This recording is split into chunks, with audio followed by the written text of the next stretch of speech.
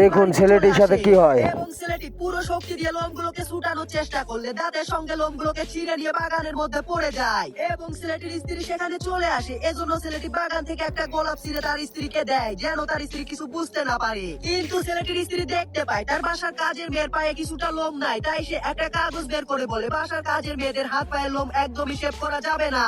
এবং এই কথা তার স্ত্রী তো বুঝতে পারে না।